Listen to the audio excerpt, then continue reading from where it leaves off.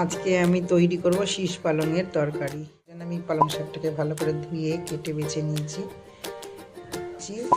সবজিগুলো রেডি করে এই সবজিগুলো নিয়েছি। আমি এই বড়িটা কড়াইতে তেল গরম হয়ে গেছে, এবার আমি এই বড়িটাকে ভেজে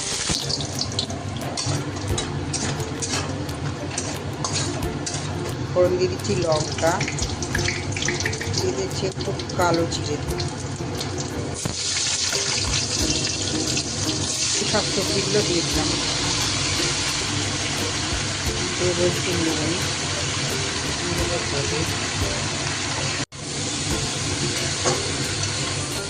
এবার আমি এর মধ্যে দিয়ে দেবো শাকগুলো।